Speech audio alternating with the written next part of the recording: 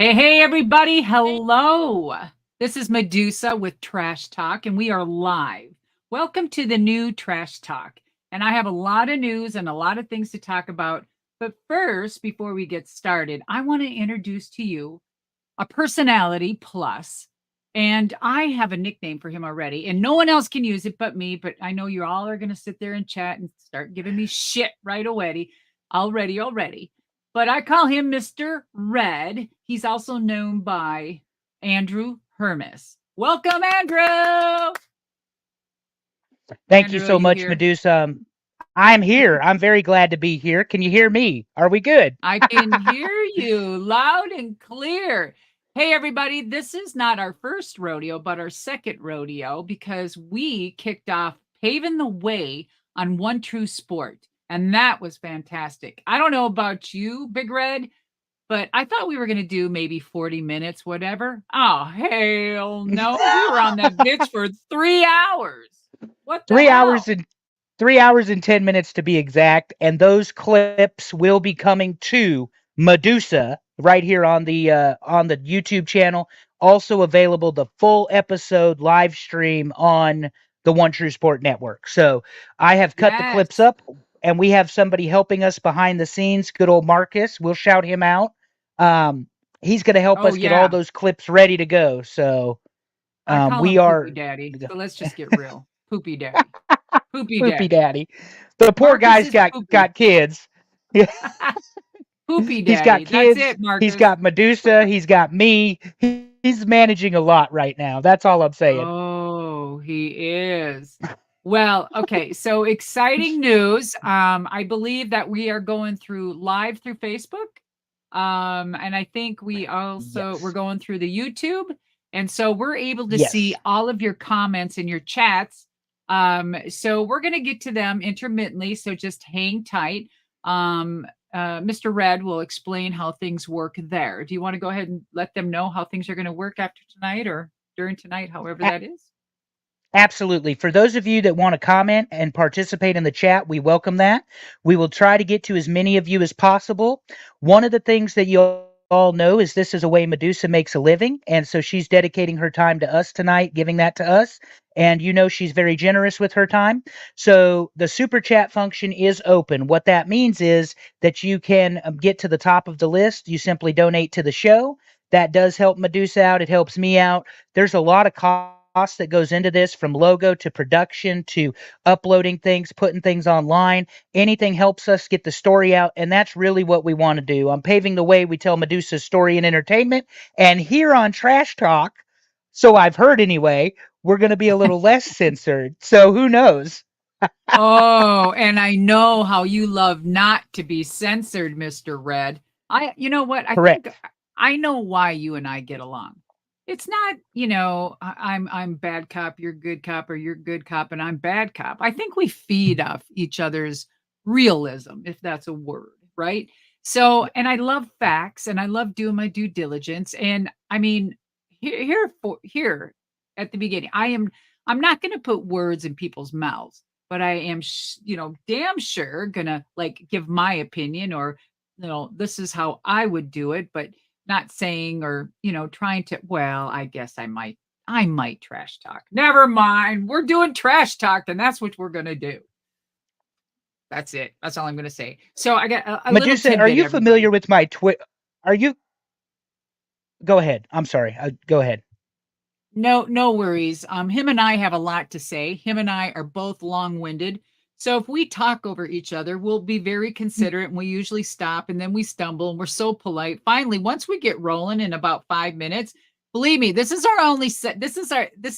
only our second podcast. So we're doing really good. But anyway, he'll just tell me, hey, stand up. Fuck up, Medusa, shut up. Let me finish. Or I might say, Big Red, stifle that, just shush. Stifle. So anyway, okay, yeah, we have a lot to talk about, and again, I hopefully we're not winded too much, but before we start, I've got some good news. So I've been in the studio every day, and I'm doing my audiobook, The Woman Who Would Be King.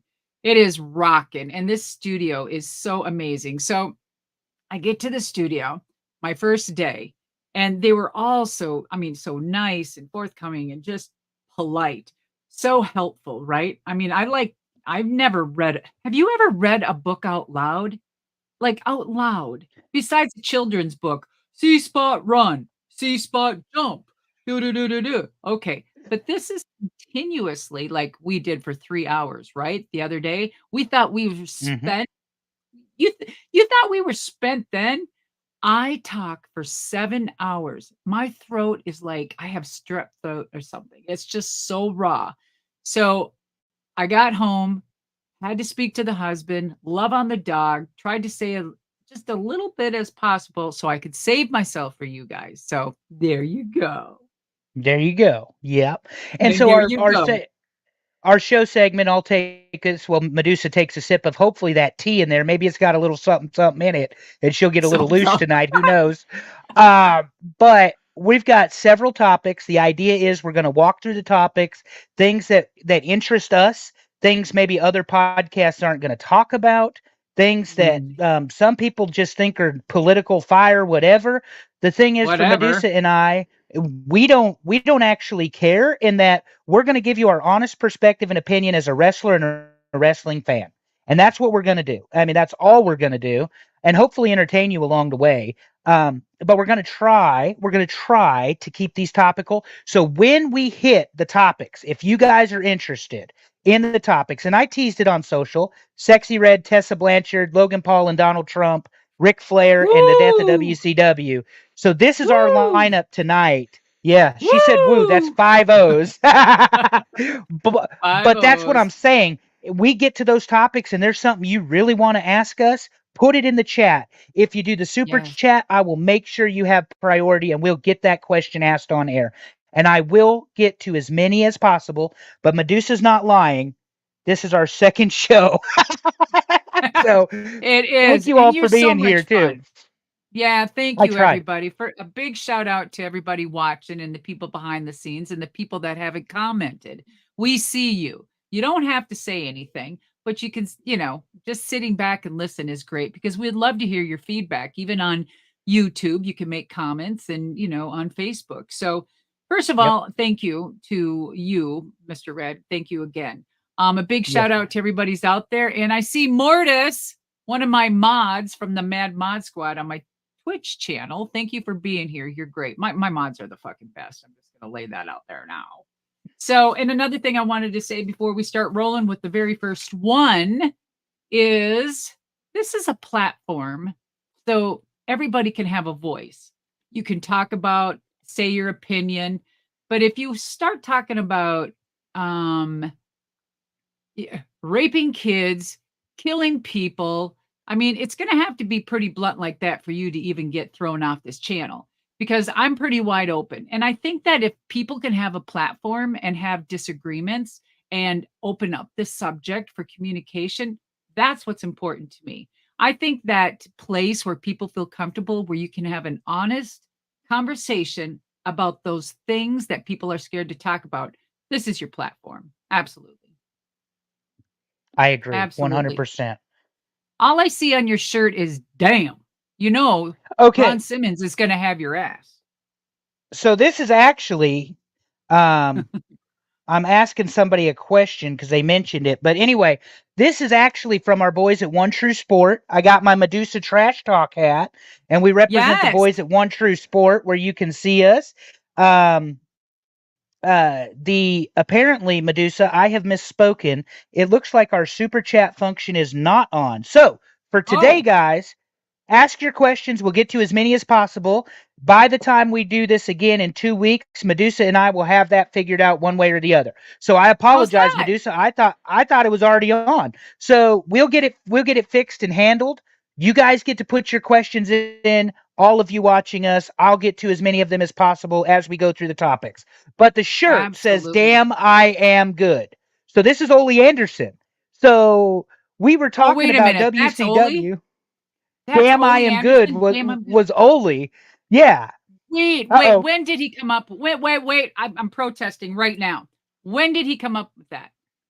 Damn, I am good was he was wearing it as part of the Minnesota Wrecking Crew in 1985 when he was teaming with Arn and Jim Crockett Oh, Promotions.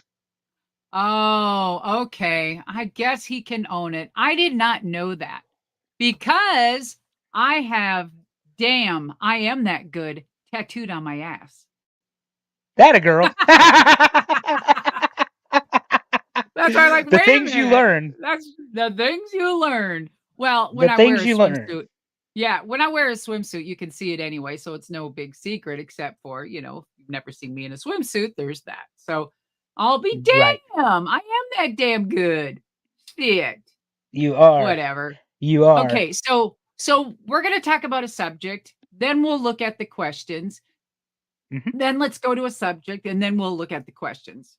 Fair? Because Fair it's an enough. Fair enough. it's a free for all tonight, baby. It's a free for all Y- tonight, baby. Yeah. And you get a lot of freebie questions. So we'll roll with it and have fun. All Yeah, right. everybody's getting a free question. Put the questions in. Let's try to keep them topical if you can, but we will do the first test question from my man David. He says, and he watched us the other night as well on Paving the Way, Madusa. Oh, Madusa, thank you pull into you. Starbucks or whatever your favorite coffee shop is. What is Medusa's order? Favorite order at the Starbucks or Dunkin' or whatever your favorite coffee shop is? Oh, well, right now it's tea. Throat coating tea as I do my audiobook. However, so whenever I'm, always forever traveling. So when I get to the airport, I get checked in, I get through, the checking point, and then right when I'm standing in line and I'm getting through checking point, I pull up my Starbucks app. And then that way they can make my coffee. And once I get through, I just run to Starbucks and pick up my coffee.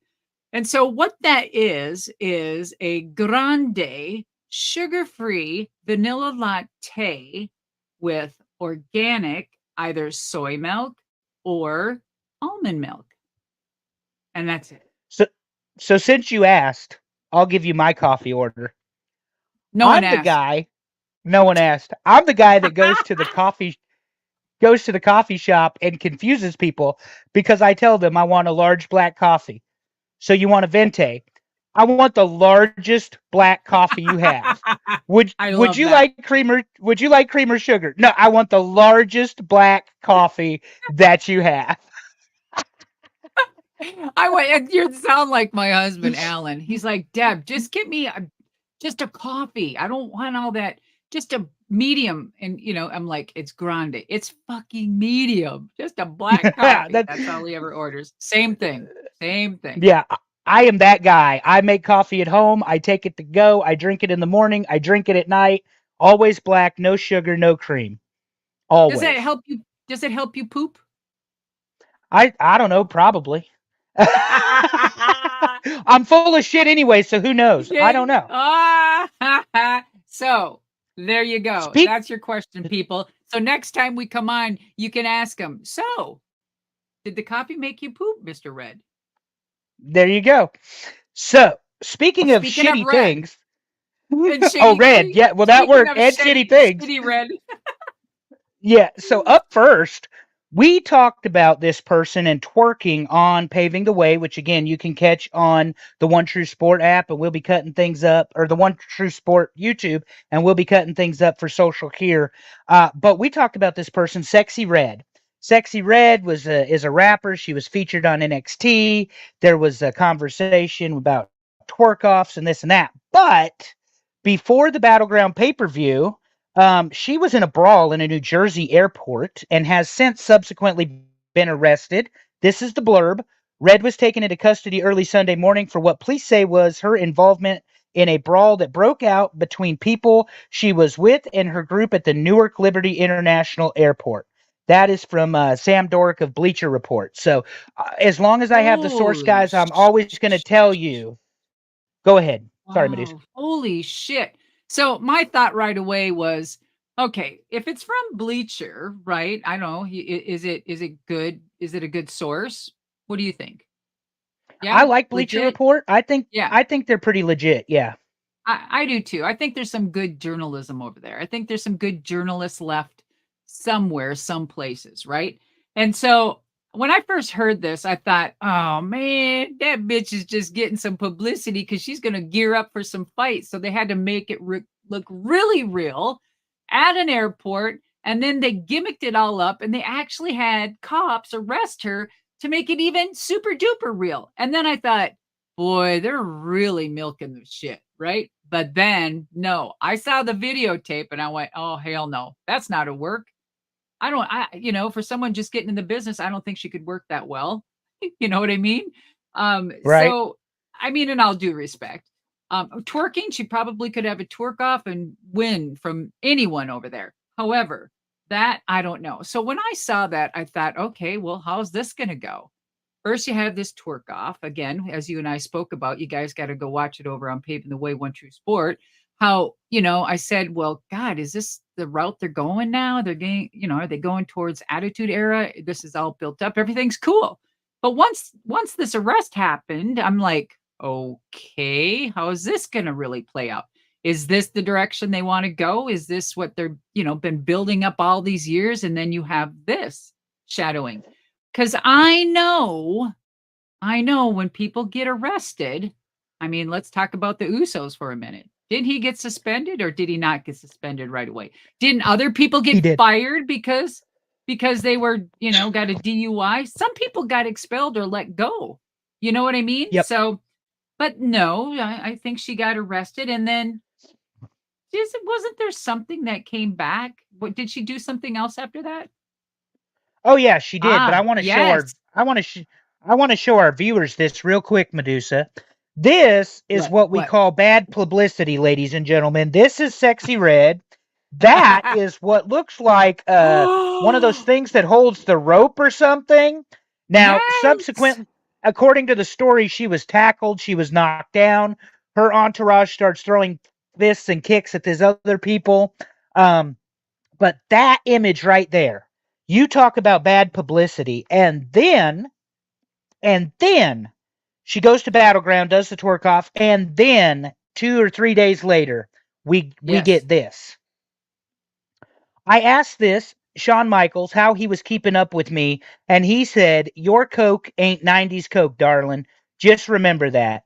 Then he took a line, and I fell in love. Hashtag, back then the Coke was really coking. He's just a coked up boy. And that was 7:36, June 13th on Twitter, subsequently deleted, and I could not find when it was deleted. But I will tell you this, Madusa, 6/13/2024 at 7:34 p.m. 84,000 likes, 19,000 retweets, 1.2 or 1,200 quote tweets. So people know about this. It's out. It's gone. She uses the racial epithet in there. I won't use that word, but we did put it on the screen for accuracy. Uh, Bottom line, she's talking about Shawn Michaels 30 years ago during the sunny days sort of thing. Um, when you were in the WWF, not the Shawn Michaels that professes to be a Christian that wears Philippians 4:13 to SummerSlam 2002. Uh, this is not a good look for her. Your thoughts, ma'am, Or when I shared this with you. well, I didn't know if that was real. I was like, "What?" And you're like, "Did you see this?" And I'm like, "Oh, hell no. What is that? Did it?" And you're like, "No, they took it down." So let's talk about that. So again, it makes me wonder how bad are they trying to do shock value? Is this a Howard Stern thing back in the day? Is this what they're trying to do, or is it a uh, comeback attitude era? I don't know, but in today's light and what they're trying to do and what they I keep going back, what they work so hard for. And I know it's pro wrestling. Everyone's going to say, "Oh, Medusa, it's a work." I fucking get it, but this they did some pretty vile shit in the Attitude Era as well. Like, I mean, Joni China, I mean, pulled down her pants and mooned everybody. So, Mm-hmm. I mean, are we back there or are we moving forward with the same shit? I don't know. It's kind of like, are we just going to repeat history and see what sticks and then whatever sticks, take that and amplify it and go forward?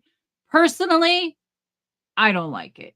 And I don't know if that's the kind of publicity if I was Shawn Michaels, and I don't give a fuck if it's pro wrestling or not. Everything that he worked so hard for and finding God and wearing the t-shirts, and his wife is a fucking doll, by the way, and just so sweet. I would be mortified. I would be Mhm. absolutely mortified. Now, I get it because pro wrestlers are amazing people. They're actors, they're gymnasts, they're pro wrestlers, they're stunt people all in one. But I think they need a disclaimer saying, maybe back like what they did, or I think they did, like, do not try these at home. This is acting. This is stunts. These are all of this. So whenever they put shit out there, they know that this is what their new acting or their new whatever. But here's the problem that people can't determine. So, and it's a thin line. And this is why I've said in the past why I have a personal page on my Facebook, and then I have a professional page, Madusa, because I separate my character. And sometimes I go out on Twitter and I just like to have fun and I be Madusa. I'm Madusa on Twitter. Okay. However, I do have one personal page, which is my real name, and that's where I keep it real with family and friends. That's it. Everything else is wide open. But I think people are kind of lost and like, are they speaking in character, or are speaking in wrestler talk? So, I wish that was really figured out, because then you would know, hey, they're running the gimmick online, they're running the gimmick on social media. What is true, what's not? It's just so fucking confusing that it doesn't make it interesting almost, because you don't know what is what. It needs to be figured out. I don't know. I don't know. I Right. don't know. What do you think? She's pontificating again, folks, as we've decided there's She's a shirt coming. Medusa.com. We both are guilty. she's Um, pontificating. I'm a this is, pontificator. That's what I'm. and I'm a level 5 bitch. So there you go. Yeah. What what I would say about this is there's no way that Shawn Michaels authorized this. He's probably third, Not when fourth, they fifth. took it down. Not when they Yeah. took it down that quick. That's Not your guys, that's how you determine that they got their hand slapped. And yeah. I think repercussions should be like, here's my thing. Now, now on Sexy Red's defense. I know you're probably not going to agree with me, but hear me out. I like to look at both sides. Mhm. Again, here's a situation that it could be a Goldberg situation, or it could be a Ronda Rousey situation, or here's a Sexy Red situation where she's thrown in the mix. She's not educated in our business. And maybe she put that out there and she was having fun, but no one told her, like, this is the line you don't cross. You don't talk drugs and, you know, sex and whatever. I don't know. But is that her fault? I don't know. But as a professional, I would have asked first, because to me, that is a professional. Yeah, and I have a point to piggyback on what you said. She's a Okay. rapper. She's worked with Nicki Minaj. She's a pop culture person. She's not a trained professional wrestler.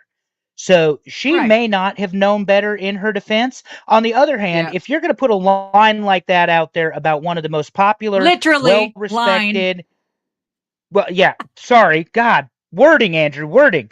Um, but if If you're you're going to gonna, put a tweet out there, an X out there, you're going to make that comment, you're going to make that assertion about who ooh, people consider to be arguably the best in ring performer of all time, was a shit ass. We'll tell you he was a shit ass. You can read all about it in Sonny's book, his book. He ooh, talks about it very openly, but he's also your boss if you're coming to work for NXT, and arguably the third or fourth most powerful man in all of professional wrestling. Oh, and by the way, the best friend of the guy running the whole damn show. So, those are the and political considerations that you better have in mind, because Sexy Red may not ever be back on NXT after that.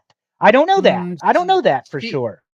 we don't know, but time will tell and see what happens. Now, I haven't really heard high or hair of her. Have you since that? Not since then. And then of course she gets the legitimate arrest. That's not going to help her cause either to be back on WWE television in the Newark No. airport where God and everybody saw her. And it's and you can Google it, and it is on. I mean, it is first page Google. Every website has a video. That same video you saw, Medusa, of her in this fight. Every web page has that video. Every single website. Holy shit. So Okay, so let's say this. where it took years and years and years to ruin some in the business that are the professionals, that are the professional wrestlers, managers, etc. in the business. It took her a matter of a week or two to totally fuck up her career in pro wrestling. Before You it know ever what I got mean? started. Bef- Yes. Before it ever got started, she torched it. Yeah, absolutely. Oh my god. Anyway, I'm what an amazing twist. It'll be interesting to see how it plays out, you know? All right. So twerk on. Twerk on. We have a question from the chat from actually my real life best friend. Her name is Allison, Oh, and she wants to know. Allison, It's not about hi. it's not about sexy red. She said, "What is your favorite restaurant, and why is it your favorite?" Okay. So I really don't want to make this long-winded, but I will say this. I love food. I'm a foodie and I mean I cook. I love to cook and I love to bake. And I love entertaining. If it's huge elaborate Christmas dinners or Thanksgiving and I go all out. I go all out. We're talking a spread. Like, like in a five-star restaurant. That's because I love it. However, since the pandemic, I feel that we have changed. However, what I'm saying is we've been changing for a while as a nation when it comes to our food. Our food is poisoned. Our food is filled with so much crap. Now, 20 years ago, 30 years ago, when I was on the road, you could go to Arby's and get real roast beef. You could go to Burger King or McDonald's and get real chicken. Now, if you look on everything on the back, I do not eat or buy anything, and it says right on your packages now, bioengineered. That's fucking lab grown. No, thank you.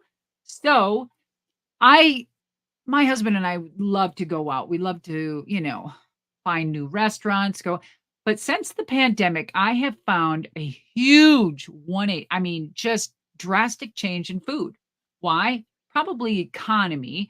Things are so expensive. No one can afford to do what they want to do in restaurants. And then who ends up paying for it? The consumers. And the food is just tastes like shit now. It's like a very, very low quality because these restaurants are trying to keep up and make a buck because everything's so expensive. So we noticed right at the end of COVID, we noticed we'd go to our favorite restaurants. I'm getting to your point. I told you I was fucking long winded, but I'm getting there. And slowly, intermittently, as we went to restaurants, the food, we'd be like, this doesn't taste the same. This tastes like shit. So Alan and I, like, unless we're out and about and we're traveling abroad or whatever, and we have to, I'm very particular in how and what I eat, right? So we don't eat out at restaurants when we're even around our house. The best restaurants have turned to shit. Now, there are some restaurants you probably would pay a plate for. I mean, I just went to the store because Alan eats red meat. He eats steaks. I don't. I haven't eaten red meat or pork over 40 years. So, I mean, I went and bought him prime, like, what is it? The New York prime. What is it? A prime? I don't even know. Not prime rib, but anyway, a ribeye, excuse me. And so I bought him 4 ribeyes, very nice, grass-fed, organic rib, 100 and something dollars for 4 steaks. What the fuck? Like, no, 2 Mhm. or yeah, 4 steaks. Like, oh my god. So, we have a butcher out here, so we're, now gonna be buying a cow, a half a cow, and we're gonna freeze it and keep it. It's the best way I know and what food that he's eaten or that we're eating, and the same with chickens. So, but my favorite restaurant would be I would love Thai food. Now, there's Okay. some really good Thai food or Indian. Indian food, hands down, the curry and the naan bread. Oh my God. Oh my God. It was so good. And I love authentic and, just a broad food. I love going out and and Mediterranean's really good if you've been across seas.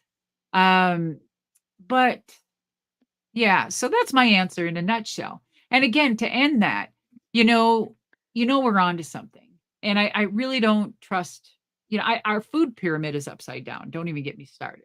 And so the whole high cholesterol bullshit, we can get into that, and that'll be another whole podcast. But I just I've been healthy, and I've just, hopefully, knock on wood. I mean, it continues by my choices. So yeah, there's that. Yeah, this lady and I are going to Las Vegas, and we have a reservation at Peter Luger. And good Ooh, for you or not, grown for you or not, I can't wait. So there you go. what what the hell is Peter Luger? The high end restaurant that started in New York City, they've got one in Caesars in Vegas now. So I have never been, Oh, okay. Well, they and might it have, is yeah. What is that cool? What is that called? Ragu, what meat or something where they Wagyu, massage it? Wagyu beef. Wagyu, Yeah, the Wagyu Wagyu. beef. Yep, yep. So Oh my God. we'll be in Las Vegas for her celebration of the anniversary of her 29th birthday.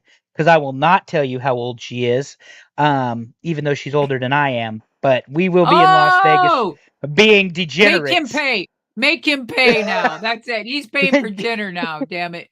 That's Oh right. yeah, That's right. she will, because she is a hard ass, and I don't know, Deuce. Our next topic, she's kind of a hard ass Yes. too, but it's kind of a rough subject. The diamond, Tessa Blanchard, Ooh, uh, a Tessa, woman we one of my favorites out there that just got a bad deal. Period. Let's get into it. y- we're going to get into it, and you and I had mentioned on paving the way that we were going to talk about Tessa Blanchard.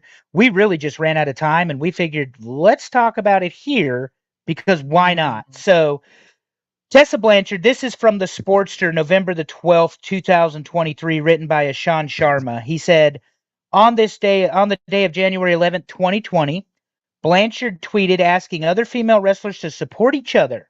And this led to a series of tweets against her filled with all kinds of severe allegations. Many wrestlers came forward and called out her hypocrisy.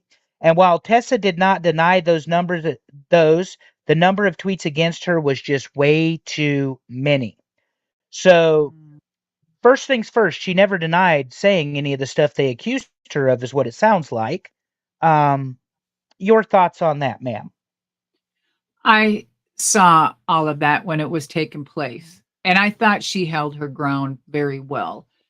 Meaning that when you have the whole Twitter army coming at you, or the whole social media army coming at you, you cannot you cannot lash out. You're going to have to pick your battle and do some, like, management really quick.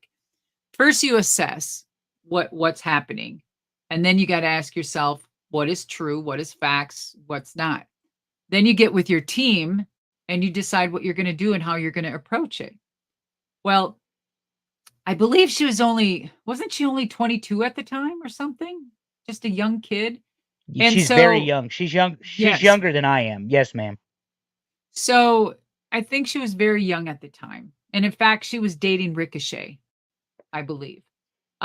So whatever racist comment she said, I believe it was towards a black comment. I think she was dating Ricochet, as I said. And so I was a little, I was like, well, what the hell? Here's my thought on that. And then we're going to get into so much more. Is I don't know. I wasn't in the room. I didn't hear it, but there are conversations I've had and some other things that I've seen. And remind me to ask me about Japan and the whole Tessa Blanchard thing. Okay. And so Okay. I can't even imagine, let's say she did say the N-word, right? Isn't that what they said she said or something? I can't remember. I Yeah, I've can't got the remember. quote here. I It says Allison Kay, for instance, revealed that in 2017, Tessa called La Rosa Negra the N word and spat at her, and wrestlers like Shanna Rebel and Chelsea Green confirmed the story. Green, for instance, tweeted and said Tessa put down, bullied, and belittled countless females co-workers, including me. A few hours after Tessa's original tweet, wrestler Isla Dawn tweeted that Tessa also did some of those things with her and even tried to get her blackballed from promotions. And by the way, all of this happened the day before Tessa's match against Sammy Callahan at Hard to Kill 2020. Now, for those of you who may not have Oh, watched TNA, Tessa shit. Blanchard won the world title from Sammy Callahan the next day. Uh, So this puts okay. her in a much different light. Madusa, you go ahead. All right. So that all being said, that has to be overwhelming already. So when you have everybody coming at you that you thought were your friends, and especially maybe, the guy you were dating, where's the support from him? Now, I don't know if they were still together at that time, so I question that. I don't know. But it really, where was his support? Maybe they were broken up. I don't know. Maybe this all came out afterwards. But there were a lot of people that came out after her. So let's say she's 22. Tessa is a second generation or third generation, I'm not sure, second or third generation wrestler. And so right away you have a name. It's very difficult. I mean, look at Charlotte, look at Ashley and her dad and her family. She went through a lot of bullshit because of her dad, which that's another discussion later this evening. However, I feel that she was 22 years old. And I don't know exactly who she said that to in the context of it, but I believe people always make mistakes. We have to eat crow and suck it up and do what you need to do damage control. Okay.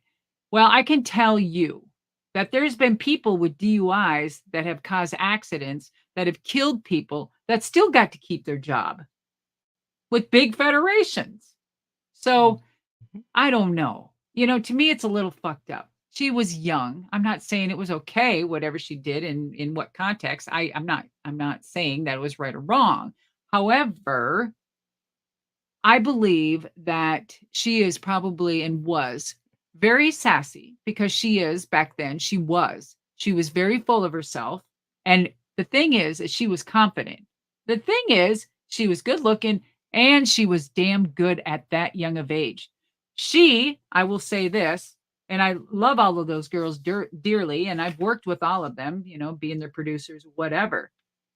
But Tessa, at her young age, probably could do circles around most of those girls, not all, at that time. So when you have a lot of women, you're going to chime in and say all of these things, which they believe is true. Maybe they felt like she was a little brass or abrasive towards them. But to me, that's kind of personal and they should take it up with her. Why spew it when it was something totally different when she said to someone else?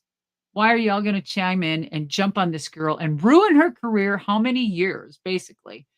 All right. So she's a snob and a little ass and she's cocky and she's full of herself. What wrestler fucking isn't? All of you are nothing but a bunch of fucking narcissistic wrestlers. Period. Right? You may not have gotten caught yet, but every single person out there is going to fall down one time or another. And you're going to wish there was somebody to help you get through the rough times. So remember that. And it's going to happen. I don't care how small you are or how big you are. Remember what you're doing and what you're putting out there. Because that shit, when you think you're on top, that's when the rug gets pulled out from underneath you and you're going to be confused, lost, and hurt.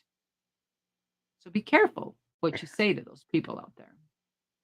Well said, Medusa. And if people don't know what Tessa Blanchard looks like because she has been blackballed, these are the three images I found of Tessa. Apologize for any of the graininess, working on the producing part of the show.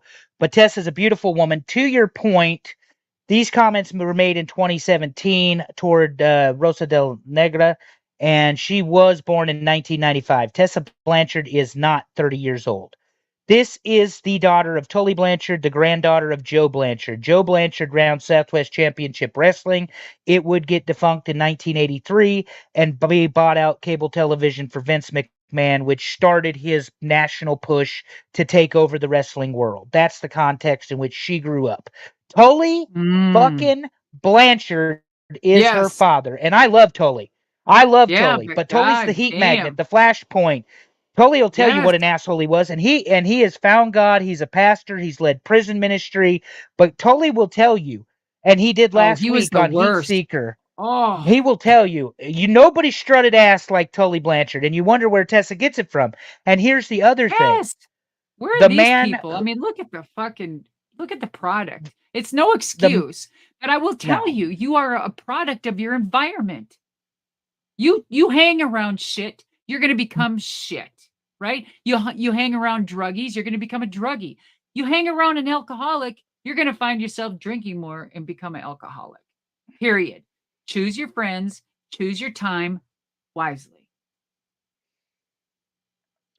I agree with that. And the only other thing that I was going to add to that, that comment that you had made, is that Tessa Blanchard's other dad is a colleague of ours on One True Sport. That's Magnum TA. She calls Magnum Magnum is dad. great. She calls Tully dad. And Magnum Oh. had very positive things to say about you today, on his show, Oh. Straight Talk with the Boss. We're gonna get you all together. Don't worry about it. We'll Oh, figure it give me out. all But of us on one. Yes. look at how she's been informed in the wrestling business. Magnum was the next big thing. No disrespect to Brock Lesnar, but Magnum in 1986, JCP was building for Starcade. He hits the telephone pole in the car. His career's over. And then Oh, enter Nikita. Tully is her dad, who gets fired from the WWF after failing a cocaine drug test on cocaine. He's very open about it. I'm not sharing state secrets here.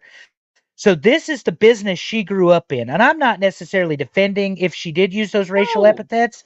That's her bullshit and she's got to carry it. But this is what I will Okay. say.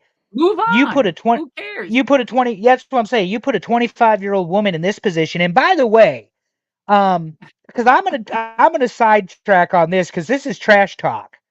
I love Ooh, Tessa Blanchard. I think I do she is the too. diamond. I think she does great work in Yep. AAA. But what the Yep. fuck business did she have winning the TNA World Championship? That or Impact or whatever they called it at the time from Sammy Well, Callahan. She's 130 pounds dripping wet and had no business wrestling Brian Cage and Sammy Callahan. She held her own, but when you mhm. talk about the suspension of disbelief, Madusa, you cannot get me to believe she was going to take out Brian Cage or Sammy Callahan. And I know you've got an answer, so give it to me. Okay, no, but that was the illusion. That's what they wanted you to know and think that there's no way she could. So instead of doing some cheap shot, I don't know, maybe, pull their hair, poke their eyes, give a nut shot, whatever the hell.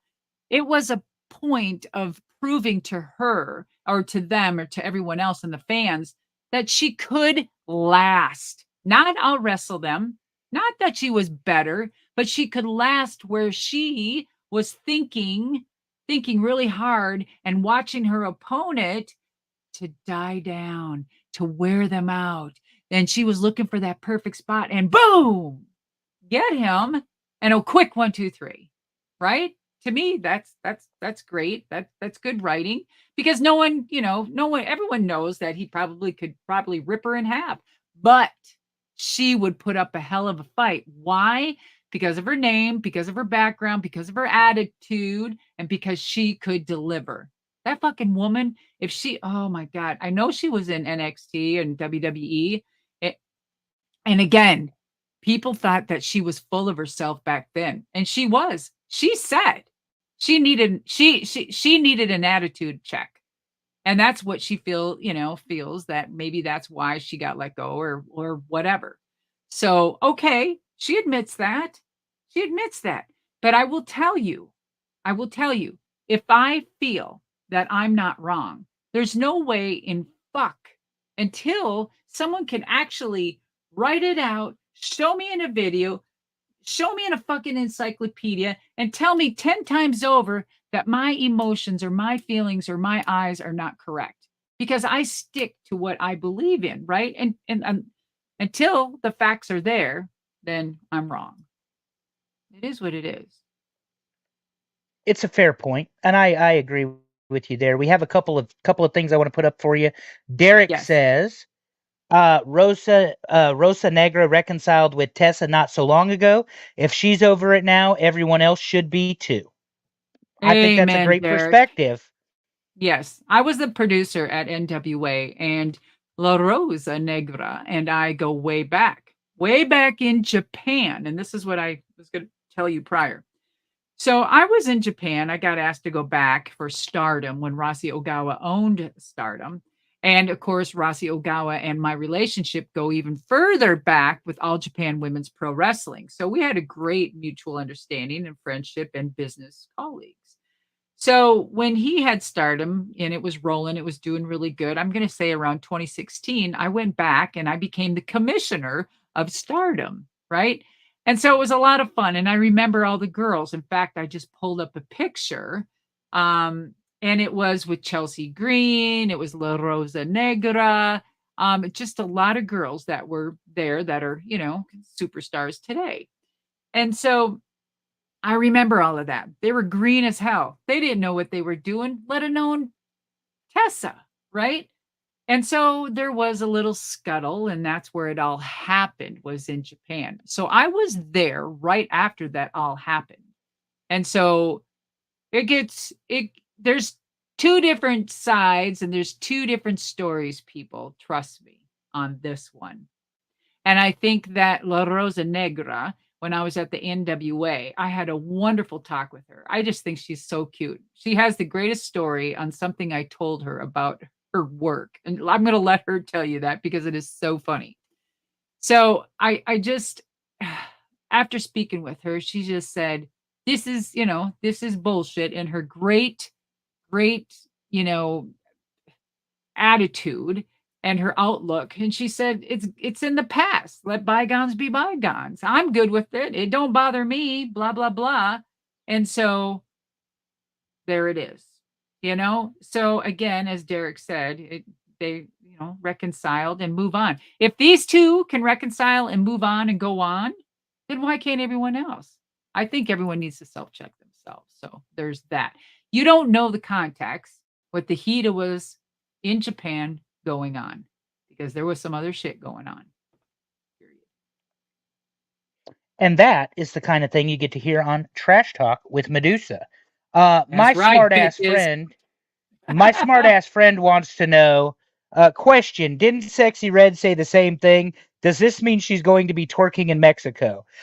The context for this, Madusa, is this is my smart ass other best friend, and he is a huge Tessa Blanchard fan. So he Oh, has right been very on. I get disappointed it. that she's not in on the television, at least without being on AAA, or it's not even AAA. What who's she with again? Oh, Remind yeah. me. Oh, is it CMC? I can't remember. Someone might. I don't CML. know. CML. Is You it got it. CML? CML. Okay. CML. Yes, ma'am. CML. Yes. Oh my Yeah. gosh. You know, So I wish she would come back around because I'll tell you, here's another thing that's probably going to piss them all off. So, what does she do?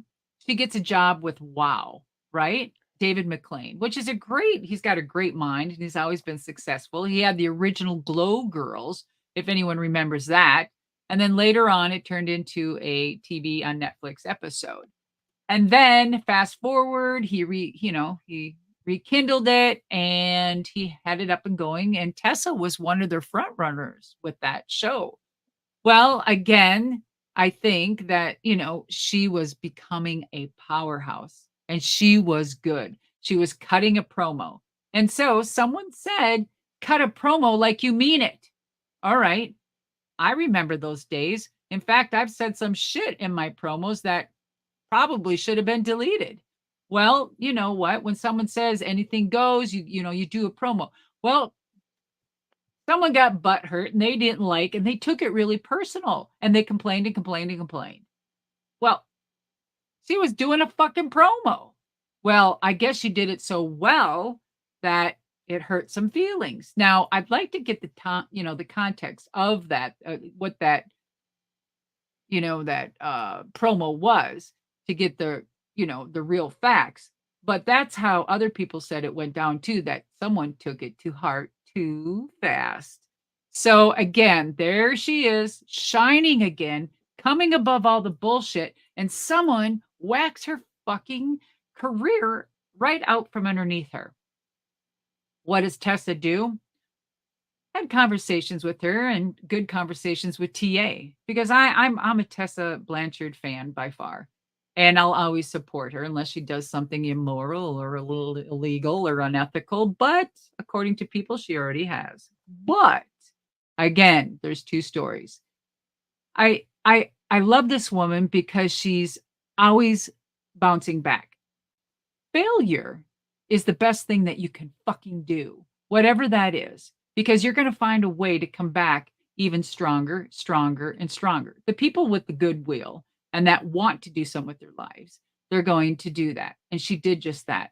So she goes to college, she gets her freaking degrees and masters or double masters. I don't know. She went to ROTC and excelled like a mofo. I'm sorry. Not only can she kick your ass, but she also can beat the fuck out of you with a couple diplomas. My girl. Yeah, she's fantastic. And I want to ask you to wrap up the Tessa Blanchard thing. I want to ask you two questions that I notated when we were doing the research. Okay. Denny Upkins confirmed, by the way, that yes, Rosa Negra has reconciled with Tessa. Denny, we thank you. Thank you for joining us Thank here you. tonight. Yeah. He has a soft spot for Tessa, seems to genuinely be trying to be better herself on all levels, to better herself on all levels, Madusa. That's what we talk about, you and I. We talk about getting better every day. But you know what? She's not here for Failure is them a fucking great people. test. It is. She's not here for them fucking No. people. You know what I mean? She's got to take care of herself and please herself first, like herself, love herself before she can even go ahead and go out and do anything else. You know what? Failure is not a destination. It's a fucking blueprint to success. Yep. I agree. 100%. So my two questions for you. Do you believe she's really nuclear or radioactive? And would she have already been forgiven and back into the fold if she was a man? You know, the first two, I think that would be a great t-shirt. She would have the diamond or whatever that is, and I think a new t-shirt on the back say stating, "I'm nuclear and I'm radioactive." That's great. I love it. But as far as being a man, would it be different? You know, without sounding like the hard feminism bullshit stuff, even though I'm all for women and everyone knows that because I don't like to run on that and ruin the shit. I just call it like it is. But I think years ago, yes, because it's been proven it has. Men got away with a lot more crap. Nowadays, I think they have and did. Um, but I think though things, if they're too obstructive, they may have to be looked at and treated the same because if it's too obvious, especially nowadays, there's cameras everywhere. Ah, and sexy red. There's social media. There's, recording. So I'm telling you, you can't even take a shit by yourself anywhere. I'd be careful. I don't know. Yep. It's hard to say. We still need more change. We still need to get better for women in so many ways. As I said before, I'm paving the way. This world was by design and designed for men in so many ways. So many ways. If you think about it, like the seatbelt. The seatbelt is designed for a man's body, not particularly for a woman. Who in the fuck thought of that? You know? All right. We'll keep with that and keep them separated. But there's that. Though some guys have bigger boobs than I do, so I won't even let's don't even go there. Well, they have bigger boobs than you do now. But back in 99 on Team Savage, But they may not have.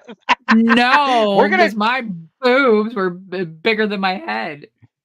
And that is, Yeah. by the way, folks, a little tease for an episode Medusa and I are already putting together on plastic surgery, but that will be Oh. on our Paving the Way show over on One True Sport. Oh So, dear. transitionally, we've talked about a couple women. Let's talk about a man, Logan Paul, firecracker, social media Oh. host, has 23 Hmm. million followers on social media and YouTube. Yes. interviewed the man running for president, Donald Trump, on his show. Now, before we get into any of this, ladies and gentlemen, this is not a political talk show, but Madusa and I have a couple of points that we would like to bring up about Logan Paul. And I'm going to set Mhm. the stage, and Madusa is going to take it. Number of viewers as of today, 3.8 million people have viewed this interview. It ran about 50 minutes. There are 177,000 likes. The messaging is obviously designed for younger viewers. Dissemination of information, impact of social media. Whether you like him or you don't, Donald Trump was very charming, very engaging, very comfortable in this setting.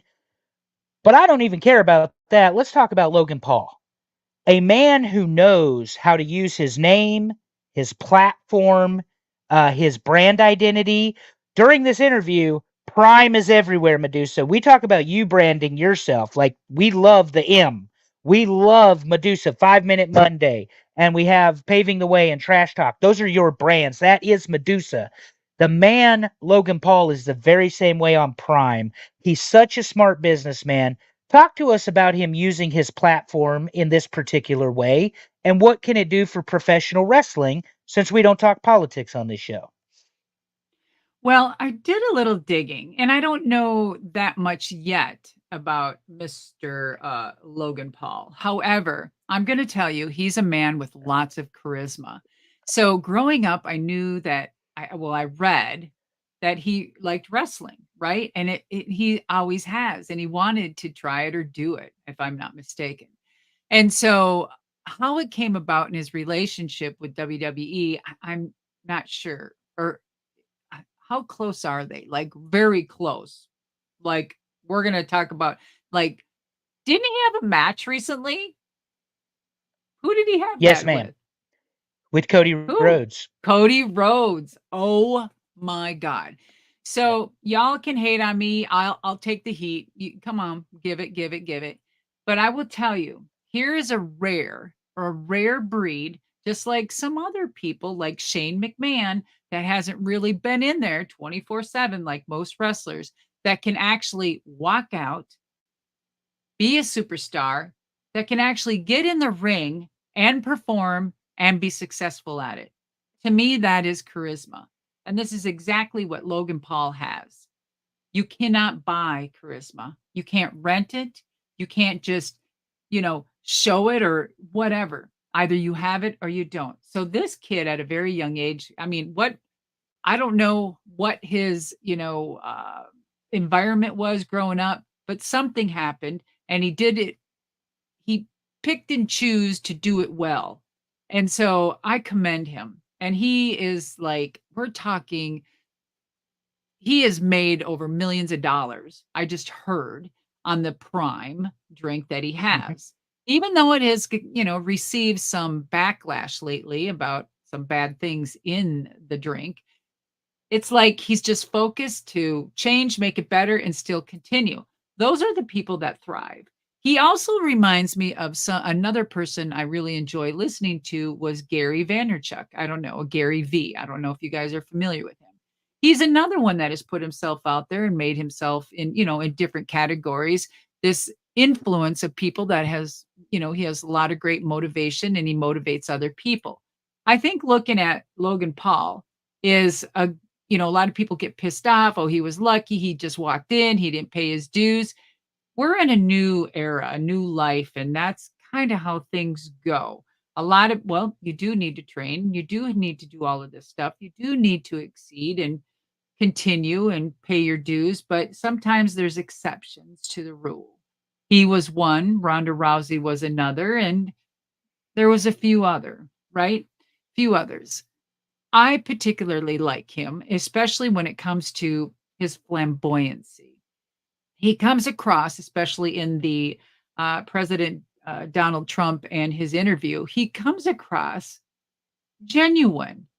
He's not that, I mean, he's jovial, but he's not that sarcastic, in your face, fuck you, kind of like ridiculousness type of attitude. He came across very eloquent speaking, and I think he projected and did very well in that interview. The only thing I couldn't stand was he sat there and did his own commercials and promoted, and then he had to be serious with the president. Now, I don't know if those were already recorded, pre-recorded or what, but I thought that was the only cheesy part of the interview. So, and, he had another gentleman with him. Who was that? Do you remember? I can't remember the I dark-haired don't kid. remember, but it's his co-host who was an opioid addict and had survived it, Yes, and yeah, heroin for yeah, many years, yeah. and he just wrote a book, and I was dabbling in it, and I'm like, what a survivor, amazing." And so when they were talking to President Trump, I thought they put him on an open platform and honest. They asked him some hard questions, and I liked how at the beginning, Logan would ask him a question, and then Mr. Trump would, in his way, would dance around and he would continue to talk about one thing continuously, repeating himself. But this time, it seems like Donald Trump was a little more clear. And I don't know Mhm. if it was him directing the interview and then circling back and making him actually answer it, but it kept me on track and not going, God, just fucking answer, Mr. President. You know what I mean? So, and he did just that. So I enjoyed the interview because I got to know a couple more things I've already heard and thought of or even did some research on, but I found a few things very interesting. Um, I love I love that it wasn't, 2, 3 hours long or anything like that, but I Mhm. really like the point where he said, I would like to have, President Joe Biden on." And President Trump says, "Well, that would be nice. I think that's honest. I think you should." I don't know how that long that would last, but I think you should. Of course, he always gets his little dig in, but it wasn't too bad. And I thought that that was cool, and then he talked about CNN. He really didn't put CNN down that bad like he usually does either, and I like how the debate is gonna be on CNN. I do, because he's not gonna be in his domain, right? And maybe, knowing Donald Trump, I don't know, you tell me, maybe that's what he thrives off. Maybe that's he knows himself well enough that if he puts himself in that environment, he's gonna fucking rock it. I don't know. I don't know. I'm a little worried about how this debate's gonna go. Just, I don't know if Joe can keep up to the fiery Donald Trump. I don't. I don't know. So you're a fighter, you're a professional wrestler, you're a producer, you're a strategician. This would be my political strategy as somebody.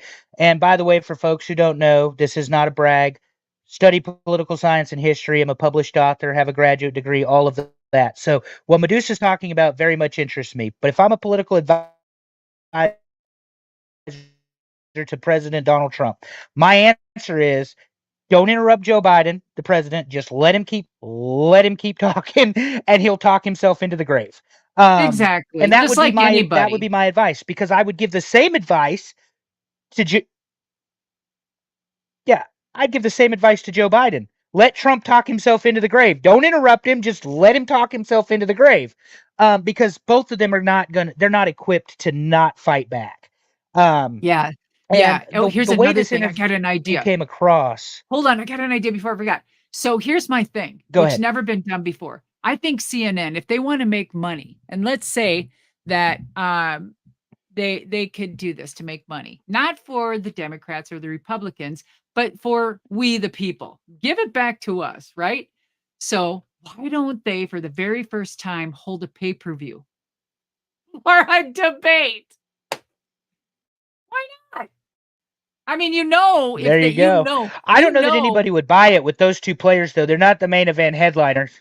Oh, for fuck's sake. You know damn well a lot of people are just want to see that because it's just like pro wrestling. It's just like pro wrestling. You see what they're doing? They're building it up. They're building it up. It's nothing Yep. but promos and bullshit, and he doesn't answer, and he keeps talking, and it's just a big it's just like pro wrestling for fuck's sake. But I do have this in common with Well, President Donald Trump. Ready? go I'm ahead. in a 1%. I'm in a 1% club. And there are very few people can say that I'm in a 1% club with President Donald Trump, and we're both Hall of Famers. Proud or not, hey, who can say that? That's Just had right. to put that out That's there. right. There are very few. Well, 1%. So there's a great comment here from one of our buddies, Jonathan Kelly. Welcome to the chat, Jonathan. Thank you for your participation. He says, hard to think of another celebrity who transitioned to wrestling like Logan Paul. The only one for me, Madusa, that comes to mind is Bad Bunny. His backlash match against Damian Priest was Oh. fantastic. But I think Jonathan's got it right. There's probably not been a better quote celebrity that has made the transition better than Logan Paul. He's money, and they wanted him in Saudi, and he got Cody, and they went 35 minutes, and Cody never took him to the deep water. So good for Oh, Logan Paul. Good for Logan Paul. man, he is money in the bank, literally. Like, How about that? literally. And Mhm. Mike Millijak was the name of the co-host. Thank you, Jonathan, for that as well. Oh, Mike, thank I hope you. I said that right. Millijak. Yeah, Millijak. But anyway, so they're Hall of Famers, obviously. You and Donald Yep, Trump. him. Do you? Yeah, him. Do we have anything else on them, or would you like to move on to everybody's favorite Hall of Famer these days, the Nature Boy, Ric Flair?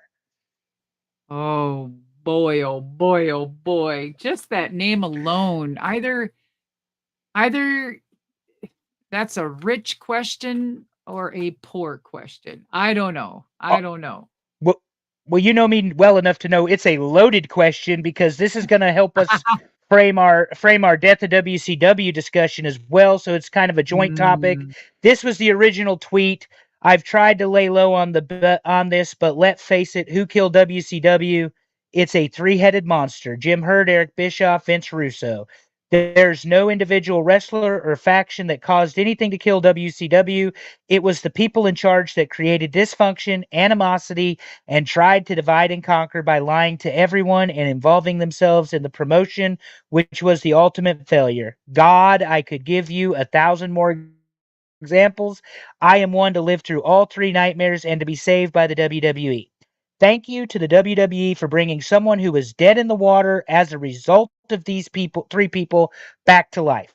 So, contextually, folks, this is Wow. Ric Flair's. This is the first tweet. This is the first of three tweets that we're going to show tonight. Okay, and the next But tweet came Medusa, out after that. How long ago after that? The second tweet before the we look next at it. day, the Okay, next okay, day, go ahead. yeah. Okay. So this is the next day. A very important person in my life reminded me yesterday that Twitter is the weakest form of communication. I want to take the opportunity to apologize to Jim Herd, Eric Bischoff, and Vince Russo because I really don't know. I unfairly judged you without knowing the inner workings and behind the scenes of the business on the corporate end with the people you had to report to and work with. I wish on a personal note that all three of us could have worked together and had better relationships. For Vince calling me the GOAT, I appreciate that, and you did help my son to pursue his dreams in wrestling. I'm going to do Eric Bischoff's podcast, but it won't be to bury anybody. It's to discuss our differences. The Rock is making a movie on my life, and I'm in a great place. I hope this can all be put behind us. Two things before we even start. So the first one, I'm surprised that he even wrote that. It sounds like someone wrote it for him, maybe someone that does the social media. And number two, I would say that why he didn't do the death of WCW, I personally don't know, but I know that there are several people that didn't do it because they felt that they weren't getting paid enough. I understand that. I get it. But then why in turn around and be mad and just, have dysentery of the mouth and put it all over social media, which comes to tweet number 2 or X number 2 is that can you put that up please? Mhm. Number 2. Yes, So ma'am. he says, this is I quote and unquote, a very important person in my life reminded me yesterday that Twitter is the weakest form of communication. Then what the fuck are you doing? You're on here on Twitter. on Twitter using the weakest form of communication. That's kind of like one of those, oxymoron thingies. I don't know. So, okay. That there, when I read that, I didn't even read the rest because I knew it would have been just trying to cover your ass. And then I'm thinking, why are you covering your ass? And then I'm thinking, okay, he must be like going to be doing something. And then sure enough, it's about the movie. So he had to Yep. do some damage control, whoever this was tweeting for him. And you said there's one more? This is just We've my actually perspective. got two more. Yeah, Oh, no, you're fuck. fine. We've actually got two more because God forbid we don't have fun. Now, one thing I want to mention because I don't know where it'll fit in. Two things on the Flair thing. Number one, 1989, Jim Crockett, or 1988, excuse me, Jim Crockett Promotions goes bankrupt. Part of the reason that Jim Crockett Promotions went bankrupt is they had piss poor management of money. One of the top draws of the money off the company was the Nature Boy Ric Flair and his lifestyle. Point number two, Ooh. Ted Turner did not buy WCW or would not have bought WCW because Flair had the opportunity to go to WWE in 1988 and chose not to, WWF at the time. Flair was what sealed the deal for Ted Turner to buy WCW or JCP to become WCW in 1988. Number Yeah. three, Ric Flair not knowing about the inner workings of the company is horse shit because he was the man for so long, and he was the power player and the politician inside of WCW. He was a booker, he Hey, was your how did draw, he he not was your know anything champ. going on? Yeah. Thank you. Thank you. That's just So my then we thought get because if he's that powerful, you know damn well Rick nothing got by Rick. I don't know. He didn't tell me that. I'm just assuming that, if I'm Ric Flair back then and he was pretty sharp, I mean, there's not one thing that didn't get by Ric Flair. Not much. nope. So then we get tweet number 3. I'm Oh. happy to see the response to my tweet. I just spoke to Eric Bischoff personally, and he's at peace. Vince Russo is at peace, and hopefully so is Jim Herd. I won't be appearing. Oh, shoot, I messed that. Oh, no, I didn't. I won't be appearing on Eric's podcast tomorrow as a result of our conversation, but I wish him the best of luck, and I'm sure he'll knock it out of the park. Okay, Nate, Eric Bischoff doesn't need your help. 83 weeks is all over ad free shows, YouTube, platforms, Apple. Eric Right? Bischoff's making a shitload of money off his podcast, and he don't need you. Yes. This is my opinion, Madusa, and I want you to respond to it. That well, actually, let's let you read the fourth one. Then I want you to respond to something. Eric retweets Oh. it and says, Rick, very much enjoyed our conversation today. I look forward to having you 83 weeks down the road when we have something fun to dig into. Be well, my friend.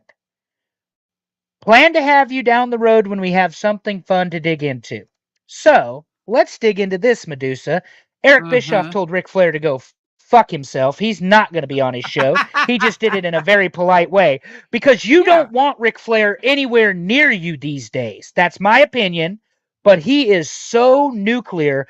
I don't know if the man's mentally ill, depressed, if it's alcohol, if it's medication, whatever. Erratic would be putting it nicely. And I don't Mm. think Eric Bischoff wants Ric Flair anywhere near him. But this is your show, not mine. So you tell Yeah. me. I don't know. I don't know. I wasn't there. I don't know the conversations. We're spewing off what we think or whatever. So that's your thought.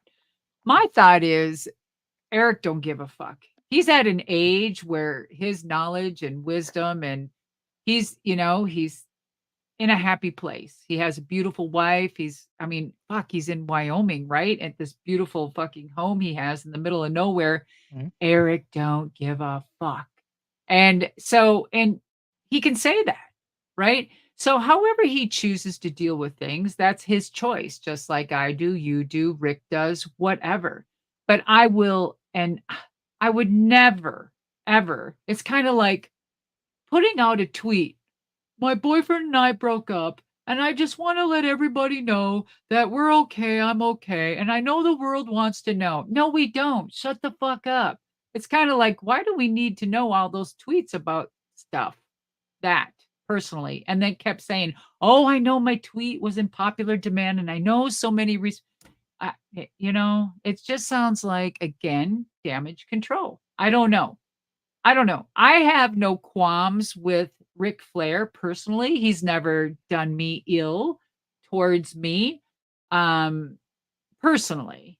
Um, I know and I'm sure that there's issues deep down inside. And that's only for Rick to figure out and what he needs to do. Hell, we wish everybody would turn themselves around and become a better person, right? I know I do. I work on myself every motherfucking day. But I think it's just crazy and ironic because when you have somebody handle your social media like I do too, when I see something, I'm on that fucking phone. I'm like, dude, that's bullshit. I do not speak like that. Take that the fuck down. That's me. Or else I'll just get on there and do it and edit myself. That's just me. I don't I don't I don't let people put words in my mouth, and if it comes across not me, I'm fucking on it. You know what I mean? But I don't know. You just I don't know. Like Eric says, controversy equals cash. He wrote about it. Just my thought. No, he definitely wrote about it, and he will certainly be the first to defend his WCW run as well. Which, Oh as long as you're yes. good Oh with it, yes. let's move Brother. on to what you're very much involved in. You are the Who women's voice of Who Killed WCW, with the well, aren't they exception of your playing friend tonight? There's another Jeannie episode Engel. tonight. Yeah, there's episode 3 on at 10 o'clock on Vice.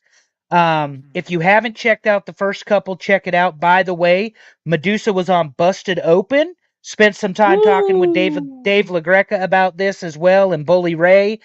Because I And can't Tommy call him Dreamer. Bubba, but Bully Ray and Tommy Dreamer, they were all there together. The gang was there. Mhm. Great guys, great But we guys. talked. Yeah. They're fantastic, and I know it. talked about the death of WCW, and a couple of things have come out. Let's go to the clip here, the tweet.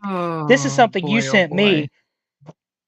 That Who Killed WCW doc is so funny because it's a bunch of dudes in their 50s and 60s going, everyone was guilty but me.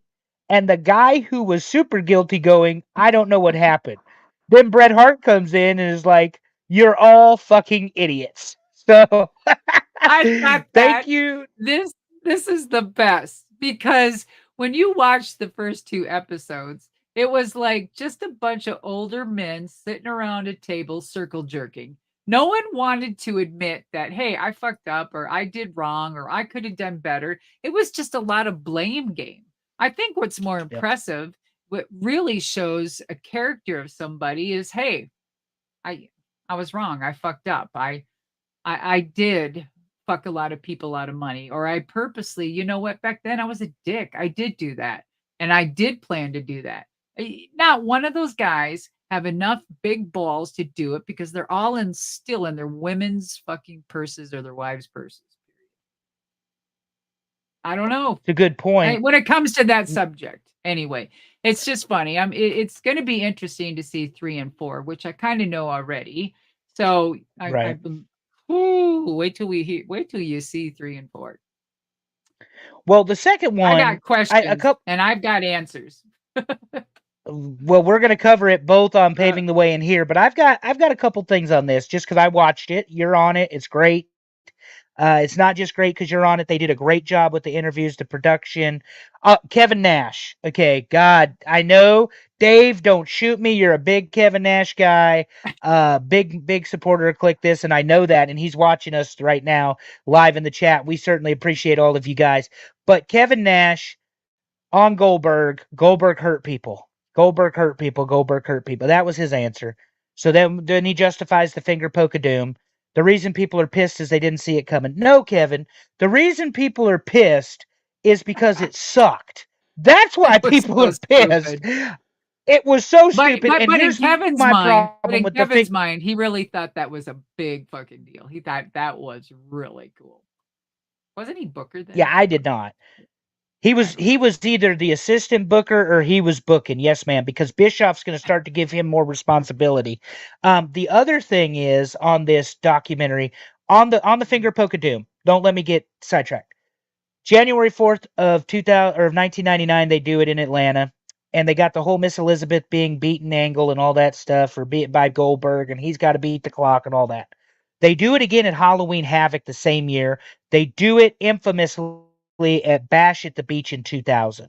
Three times, three laydown finishes, and you're asking people to buy this product. The same night, Finger Poke of Doom, Tony Schiavone comes on and says, and Mick Foley, who used to wrestle on this company as Cactus Jack, will be winning the world title. 600,000 people changed the channel. Do you know who one of those people was? This guy. You. I, I changed the channel and watched Mick Foley win the world title and then flipped it back to Nitro. But I watched Mick Foley win the world title and Ooh. I watched arguably one of the biggest television pops you'll ever see in your life when the glass breaks and Stone Cold comes down, hits The Rock in the head with the chair. Mick Foley wins the world title. And anybody that is in the chat can verify what I'm saying. Camera was shaking. It was loud. You thought the volume spiked on your television when The Austin's music hit. decimals were yes. Ridiculous. And on the other side, we've got Goldberg getting tased by the new Wolf Pack, and that was good shit, pal, as Vince would say. So that was my problem with the finger poke of doom. The other thing I liked about this, and I want you to speak about it, because you said something on Busted Open I think was really compelling. Goldberg wasn't ready, but we put him there anyway. I think he was the most honest person on the second episode of the show, talking about, look, I hurt Brett. I'm sorry, Brett. Get the fuck over it, Brett. But, um, to that point, and I have a slide for us real quick. Bret Hart Wrestling News. The reason why Bret Hart feels the way he does about Goldberg is because that kick cost him $16 million. Anybody would be angry about that. Uh, It's a it's a fair point. That's a no, shitload of wait. money. No, wait. Wait. Wait a Okay? minute. I love Brett. Brett's one of my favorites. And I love his candor. All right. However,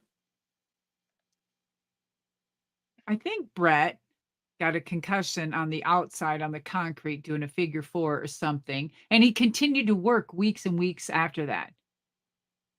Brett, if I'm wrong, I mean, please correct me. However, if you got hurt by that kick that Goldberg said, watch your hand, watch your face, whatever, real quick, and you continue to work after that, to me, that is a fault of your own. You should have took some time off to heal.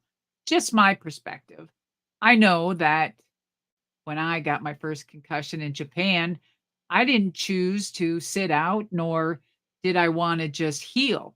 I did the typical wrestler thing, like probably Brett did, and continue to wrestle and make myself fucking worse. You know, I admit, I, I I wasn't, the brightest tool and the sharpest tool in the shed at that time because I ate and breathed and lived wrestling, and it didn't matter how hurt I was. I just kept fucking going. That was the mentality back then.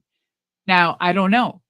I don't know if he really took time off or he didn't. I don't think he did it from what I remember. But that there, I don't know about the 16 million. Maybe when you add it up with all those, but it could have been, with everything together. I don't know. If you're hurt, take some time off. Now they do. They give you enough time to heal, to do what you need to do. And I just think that's great. That's where wrestling has changed. And they really put that out in the forefront and take precedence, before anything else. But again, that whole thing, it was nothing but a shit show. And it was so, I mean, for Eric and his boy Hogan. and, just elbow deep up his ass and just, whatever. Eric was above his head. He was over his head and just kept going and going, which I did find very, very informative.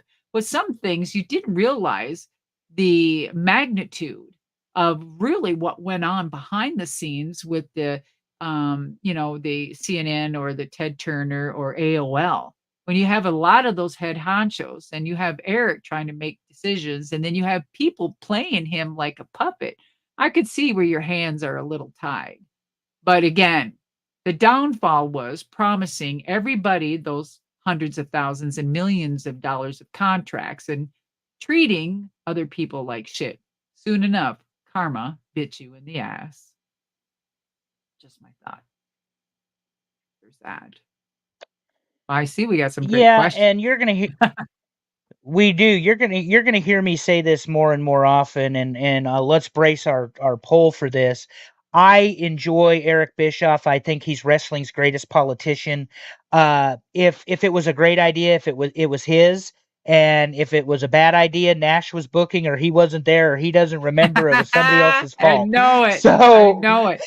Kind of like he, the whole title incident with me and him, with him and I. I never yeah, called her. She called me. And I'm like, she who called fucking me. cares? Who fucking Yeah, cares? It was one of the best moves that ever happened because it made you, and it was the start of the Monday Night War, which continued and made everybody money. You can say what you fucking yeah. want. If I was Eric, I would just admit it. Yeah, that was my idea. I fucking did that. Well, well, and you and I talked a little bit about this on paving the way. What fucking difference does it make at this point? Who cares? WCW closed March the 26th, 2001. Tony Schiavone has over and again said he always felt like it was a coffin on roller skates. The finger poke of doom for me was the demarcation of when I became a hardcore Raw fan. And everybody in this chat Oh, knows Denny's an informed fan, Mark's an informed fan, David's an informed fan. You guys all know and you remember WWF in 1999 put on the Dog Kennel from Hell match. They crucified Stone Cold Steve Austin on the Undertaker's symbol. They did some stupid ass shit in WWF. yeah. Vince McMahon was the higher power. It was me, Austin. It was me all along. Okay, great. Um, but we were all watching it. How many people could be wrong? 6 million people watched the Road Dog versus somebody in May of '99, highest rated segment in wrestling history. Um, and these guys can all remember that, Medusa, as you do too. That David says that higher power nonsense. That's what I'm talking about. Want to get to Denny up. I want to get to Denny Upkin's comment. He's been very active. Denny, Madusa and I appreciate you being here tonight. I'm going to put it on the screen, Deuce. He says, Brett probably thought he had to not cause a stir because he left WWE on bad terms, and then the loss of Owen. All of that had to take a mental toll on Brett as it would anyone. I think that's fair. I think that Okay, that's fair. obviously losing So his brother. is Go he ahead. saying Denny saying that Brett probably thought um he had not He he could had to not he cause a couldn't take stir time because off. he left. Yeah, okay. Yeah, but he Couldn't was take under time off contract. after He the was injury. making he was making 2.5 million. Gotcha. What's the And difference? Deal. he was the world champion, but you're right. He Yes. wrestles. That happens in '99. He wrestles into 2000. They do the NWO 2000, which was horse shit because they couldn't have any new ideas. And I then he's mean, gone. they He's gone pretty much yeah. after that. I mean, they didn't know what. They were just sending people out to the ring left and right. Everything was just a run in. It was like a run in like the fucking diarrhea. Running in, running out. Well, and like you, this is Denny's other comment. Brett is old school and a traditionalist, and I believe that to be a fact. I don't know. What Yeah. do you think? Yes. You knew him. You worked with him. Yes. I love Brett. I do. I do. And I thought he shined on that um segment. And I laughed. I giggled because that's Brett. He don't give two shits. He's another person just like Eric or just like myself. We're at an age with all the knowledge and wisdom that we know and have. And I mean, I don't give a shit. No one bothers me. You can say what you want. I don't care. I don't care. I don't care. I'm here just to, have a good time and tell you my perspective and opinion. And if you don't like it and you want to be mean, get out. I don't care. So yeah, Let's like I'm old we school. agree, Deuce. That's your burden to carry. I can be as irreverent as anybody wants to be, but Yeah. at the end of the day, I don't let other people and their attitudes toward me or words towards me inform what the hell I'm gonna do for the rest of the day. Or at Right? least I try not to, because that's not a good way to live. Got another comment here that I want you to respond to from our buddy David. If Brett would just take a little responsibility on his own end, it would probably sit much better with fans. Well, again, if he feels like he has to take responsibility on his own, and is he doing it for him or just to appease the fans? I mean, what is that? When Brett really believes in something, he'll take responsibility, and rightfully should. But if he doesn't, then why should he just take a little responsibility on something if he feels like it wasn't his responsibility just to appease the fans? I why? That's being somebody or not. Why do that? I don't know. I mean, I love my fans, but I'm not going to be someone fucking fake. I'm not going to be just like, I'm going to be really nice because I don't want to lose no fans. People can see through that shit. They can tell when you're fake. I mean, I can at least. I want somebody that's real talking to me. So there's that. Oh, anyway, It yeah. we'll move on from Mr. Bret Hart. Death of WCW, guys. It airs at 10 o'clock tonight. Episode Yep. 3. The wheels are off the bus. We are fully immersed in. I saw the preview. We are fully immersed in the New Blood era, the Vince Russo era. Bischoff's been sent Woo! home. Remember, that was September the 10th, 1999. Vince comes in October of 99. Jeff Jarrett comes in, the New Blood Rising. I happened to be in Denver, Colorado for a Thunder taping the day after Whoa. they did the reset when Bischoff and Russo got back together. Medusa, you talk about a shit show. It was not good wrestling at all. It was awful. Awful professional Mm. wrestling. Um, Uh, Anyway, let's move on. We're going to talk about somebody Medusa you guys may not think she talks about or doesn't know, but Deuce keeps up with everything. She sent me this. Wardlow files a trademark on his own name amidst long stretch of sporadic use on AEW television. Okay, so this is reported by Ross Berman the 4th, June the 13th of Wrestling Inc. And so there's obviously a couple of things that come to light here. He's filing a trademark using his own name, moving away from AEW's attorneys and lawyers to do this. Medusa, you had your thoughts on it. Why don't you share those with us? so, first of all, Wardlow, I commend you. As I give seminars, which are called Kick, Wrestle, and Roll, I give seminars to students and people in entertainment, etc. And not only do I, if it's just, catered to wrestling, and then I change it up a bit. However, when starting out, especially the young kids, I get to know and talk to them after the seminar, and we talk more on one because they have tons of questions.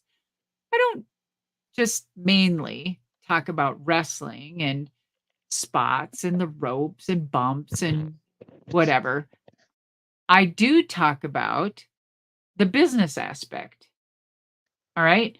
So the business is this, the stuff that they don't teach you in pro wrestling school. So, like trademarking. What kind of trademark? What is it? What's a registered name? What's a trademark name? Oh, they're different things. Oh, you have to do that twice. Oh, can you trademark your own personal name? Oh, now you can. Oh, so before you go and work for anybody, they usually have a one pager, or now it's a 10 pager. Just sign here. This is, just in case something happens and we're not liable and blah, blah, blah. Well, actually, you just signed over everything you ever owned, including any fucking trademark you own. So I don't, I Even when I went in at 2015 for my Hall of Fame, I sure in the fuck didn't sign that. I sent it to my lawyer. And let me tell you, there was a lot of things changed. No problems either. They gave me everything I wanted to change in that contract. Why? Because probably they know who they're operating with. They know it's professional and they know I have a lawyer and this is how you do things.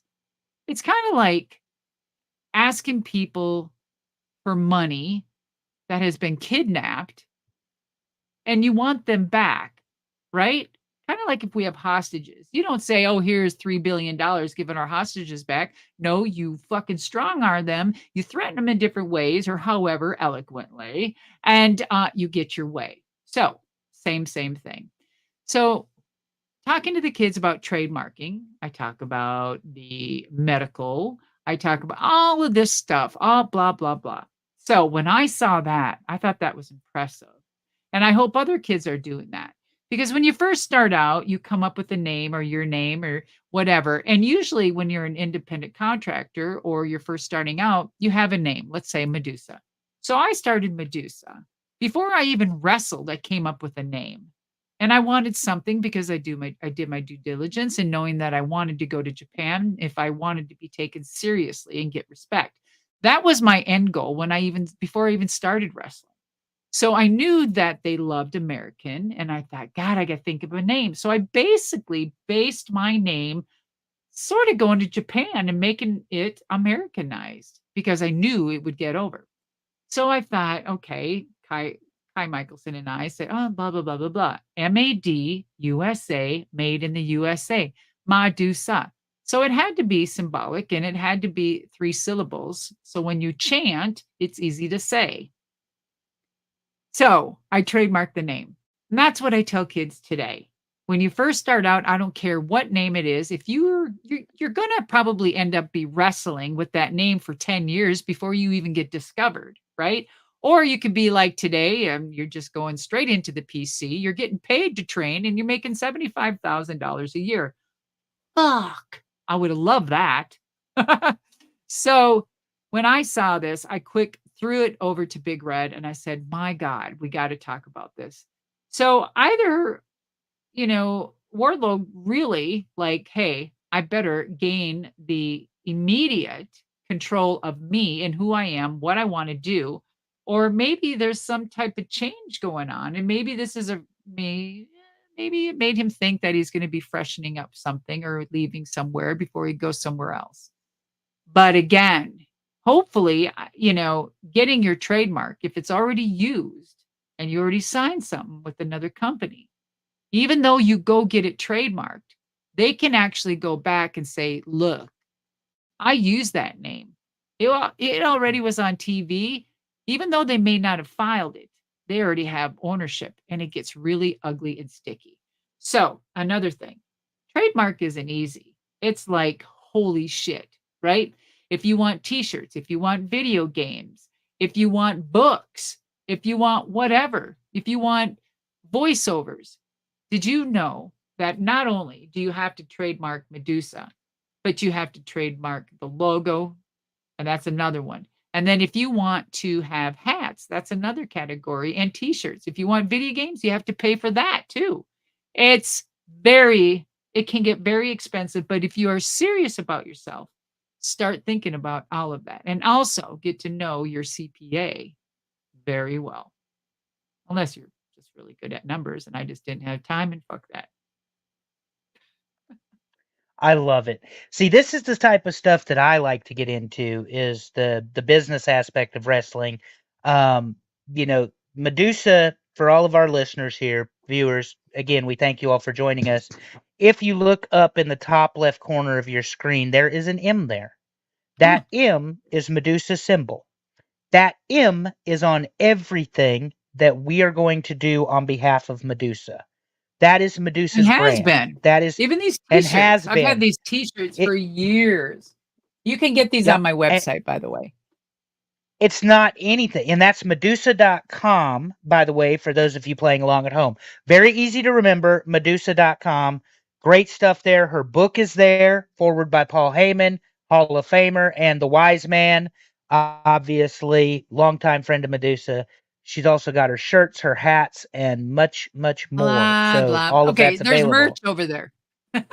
There's It's merch over easy to there. Yeah. remember though, Madusa.com. But one of the things I love talking about with people like you, Arn Anderson. Arn Anderson, in case nobody is listening to my voice knew this, owns the Four Horsemen trademark. That's his. His and his alone. Barry Windham doesn't own it, Tully doesn't own it, Flair doesn't own it, JJ doesn't own it. It's When did Arn's. he take ownership Uh of that? 2020, 21, something like that, maybe 18 or 19 even. But How it is is that possible? 100% his. Wow. Wow. Good lawyers and the failure to use. You were talking about first use, and Yes. if they don't use Yes. it long enough, then yeah, somebody let it slip through the cracks. Oh. So, but Arn Oh. owns the Four Oh. Oh. Horsemen network. He owns the trademark. To Medusa's point, anything he puts Four Horsemen on is his. So if you guys are not buying your Four Horsemen jackets or shorts from like One True Sport, that's his store, then they're fake. They're ripoffs. They're not going back to Arn and the work he put in being the founder of the Horsemen. I say that to say the You're same thing for kidding. Medusa. You find one of her no, one of your hats on Etsy or something, Medusa. People rip that stuff off all the time, but you Eh. don't benefit in any way, shape, or form for that. Am I correct? That I mean, Oh, you don't get a dollar from those people that have an Etsy store that do the Medusa no. thing. So, Hell no. Hell um, no. But I have good lawyers. So you have all there you different kind go. of lawyers. So you have I have a Yeah. entertainment lawyer, I have a CPA, I have a trademark attorney, and plus I have a web guy management. I have a social media team. I have producers for my audio and my YouTube and my podcasts, Big Red. And the list goes on and on. It's a huge production being independent, being an independent contractor, and being a brand. There's a lot that goes in with it. I mean, wow. Wow, wow, wow. It's exhausting, Yep. but it's something I enjoy. And I took all of these years to build who I am on Madusa, and WWE owns Alundra Blaze. So just think, if I did not trademark Madusa and I just kept going and whatever, who knows what would have happened? I make more money off Madusa than I ever did Alundra Blaze. Isn't that crazy? That is so crazy, but smart. So I tell all the young kids, make sure you trademark your name no matter what, because then you have something to fall back on. I see that Denny Upkins also says that doesn't Cody own War Games and Starcade? I heard that. I'm not sure. Do you know of any Mhm. truth to that, Mr. Big Red? I've heard the same speculation. Denny, I will get an answer for you because I am the research guy. But I think even Great American Bash was something he was trying to get because that was Yeah. Dusty's creation. So Yes. obviously WWE has War Games Yep. and AEW has Blood and Guts, but it's the same match, same principle. So we want to make Wow. sure that and you may be right, Denny, that he leases it out. He lets them use it. But Can I you will get an answer imagine for you. making money while he sleeps because he gives them the right to use it during the term of his contract, and who knows what the kickback that is. Damn. Right. Well, and they're going Money to while have a you War sleep. Games. Let's face it. In November, they're going to have a War Games, and it's going to feature the Bloodline more than likely. So Dusty's vision, that vision he came up with in 1987, is still alive and well.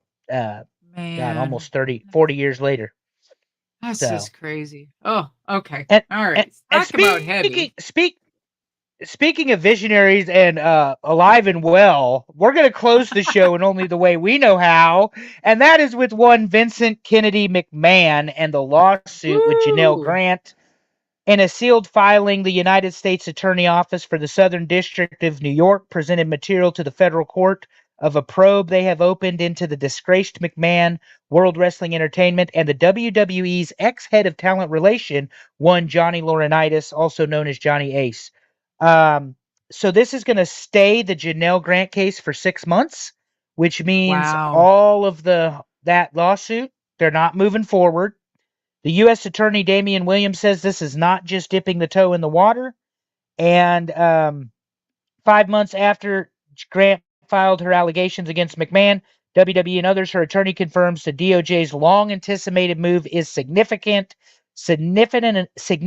enough to stop this initial case. So the Janelle Grant case is on hold, and Vince McMahon, once again, is under investigation by the federal government. Again, guys, I do not get political on this show, but the same uh, office investigating him is the one that just successfully prosecuted former President Donald Trump and got him on 34 felony counts. So just keep that in mind. That is the playing field upon which Vince McMahon will be. Madusa, I think Vince is in trouble. Federal government's after him again. Well, it could go either way. I mean, it's like he's a duck in water, per se. And let's hope some things change if, all of these accusations and everything is true again, right? We need to see what's out there. A lot of things are misconstrued, a lot of things are just forced, some things are exaggerated. In any case, I'm not just saying in Vince McMahon. I'm talking about with so many people that are innocent, right? And some are guilty. So again, what happened in America? You are innocent until proven guilty. So I believe that the Janelle case is on hold because of that, because they feel they have a much bigger case with the DOJ. Now, the DOJ, using that term, I feel that it's more of a bigger scare tactic and it sounds more powerful, right? But I think people like Vince McMahon and others of their stature really could give two shits. I do. One, I think he's played this chess game before and he knows how it goes and how it plays out, except for different players, right? Times have changed. Yeah, I get it. However, I think though, with the DOJ involved in handling this, and I think that they feel that, hey, we're going to get him too. And they look at the whole thing in the back seat saying, oh, isn't this funny? Vince McMahon and Donald Trump have worked together and they're friends. We got President Donald Trump, we can get him too. So to me, I think that's just, a big fucking game. And I for everybody. But I'm talking on that thing, with how people do business, right? Because it's all about power. Power, power, power when it comes to these big corporations or big lawyers or big sentencing, whatever, good, bad, indifferent, guilty or innocent. It's all about the fucking show. But if someone is super guilty and there is wrongdoing, well, god damn it, you do the crime, you do the time. They, people know this business and that worked with Vince, know the truth behind the scenes, what really went on.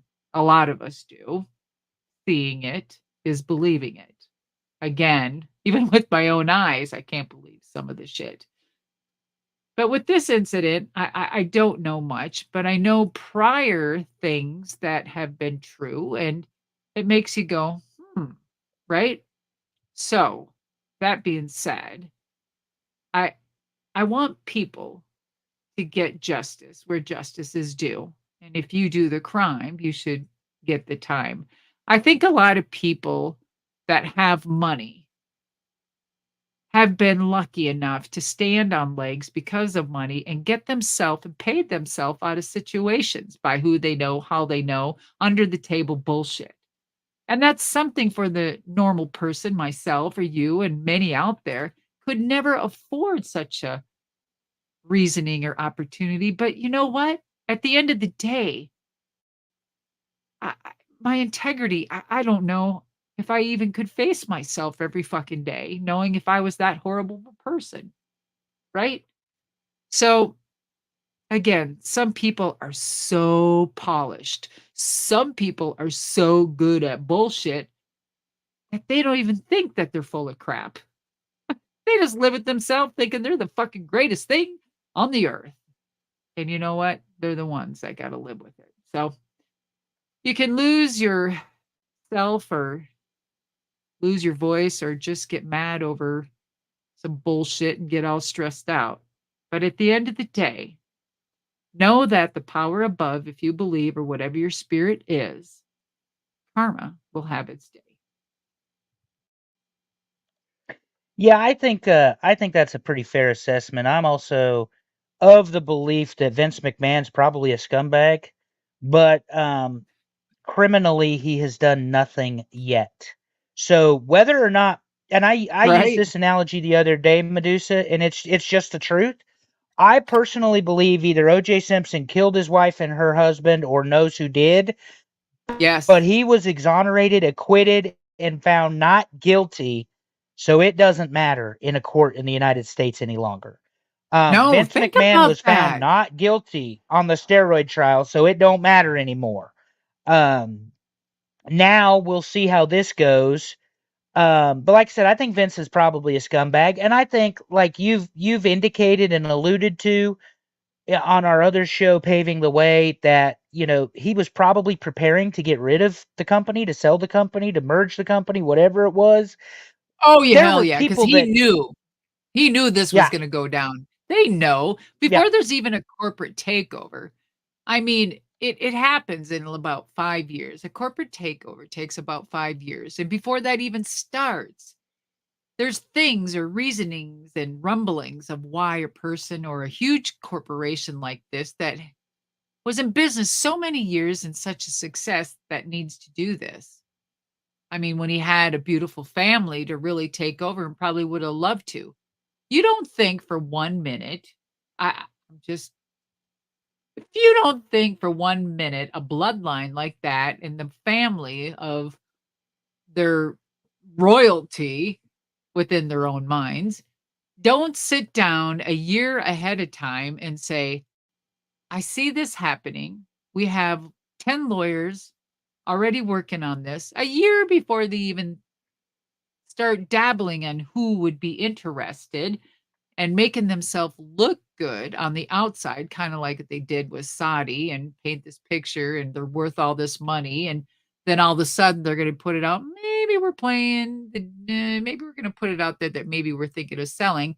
Well, because there probably was a lot of shit coming down, and there was a little birdie that came to his lawyers and say, we got word that there's some people that are going to come forth and sue your ass here in a while, and you might want to think about doing this. I mean, whatever. I don't know. I don't know if that went down like that, but kind of like how those things work. I've been in 2 or 3 different corporate takeovers and working with these companies, and it feels about right. That's how it's done. Fucked up? Yes. Yeah. Well, and how you mentioned lawyers earlier for business, and we'll talk to him about him at some point. But like I said, you're getting the squirrel moment here before we wrap up tonight. Because we're Yes. almost 2 hours strong, and our Oh fans have been god. with Okay, you. we're Your fans have done. been with you, so I Jesus. appreciate it. Um, but Jerry McDivitt, how Yes. much of a savior, warrior, whatever for Vince has this man been for the last 30 years, or and then some? Because the steroid trial was really where McDivitt made his bones, but he has put a lot of bullets, for the lack of a better way to say it, back in the chamber for Vincent Kennedy McMahon. Oh, if that man knows where the bodies are buried, he does. Right? He knows everything. I think. I think a lot of them know a lot. But do you think any of them have the kahunas to actually come forward and tell the truth? It's kind of like the whole dark side of the ring and who killed WCW. Who is really going to admit? Who would actually go and tell on themselves of something of that caliber and that dark to save face? You know, hell, he's what, going to be 80 years old? Who gives a fuck at this point? He's lived his life. He's gonna fight this with all the millions and billions he has, and he's gonna go down and he's gonna be going just like this when he's dead. Smiling all the way. Vincent McMahon. Well, I don't know. And as far as McDivitt, be a fly on the wall. I don't know. I don't know if I'd even want to be a fly in that room. I wouldn't want to know anything really, I guess. Ugh. Attorney-client privilege protects him for sure. But Right. let's wrap up here. Let's wrap up here. Let's not get this confused, guys. There is a high probability for anybody with common sense that we all suspect Stephanie knew, Shane knew, Triple H knew, probably Bruce knew. We know Johnny Ace is named, Kevin Dunn probably. This is the inner circle. There's no doubt about it. Maybe Michael And it Hayes, goes maybe deeper. the Yes. yeah, this is the inner circle. And then there's all the associates that aren't involved in wrestling that Vince McMahon has. They probably knew, and they may not know all the gory, disgusting, grotesque details that were listed if they're all true. What they did know is that that man is not the person he portrays himself to be, more than likely. So they knew.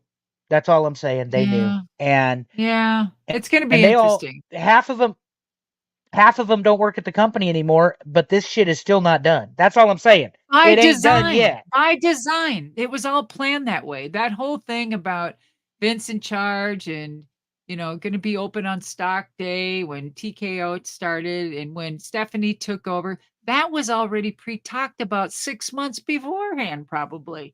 That's how you position to say, look over here, but don't see what I'm doing here. It happens that way.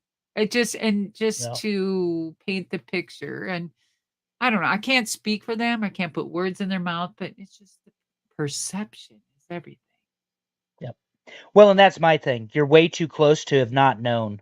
That's all it is. You're just way too close to have not known or suspected or seen accidentally or overheard or whatever. Just too Well, you have to close. think about They're it. all too You have to close. think about it. If I was Steph or Hunter or, any of the other families, I definitely would want to do some damage control and protect the assets of what's left and myself and my name. And why not? Why the fuck Yep. not? She didn't do it. Maybe she was there or maybe he knew and they all fucking knew. I mean, they're in business together. And to be successful, you have to know how the other one wipes their ass, basically. Right. But Yep. I, hey, it'll be interesting. It'll be interesting.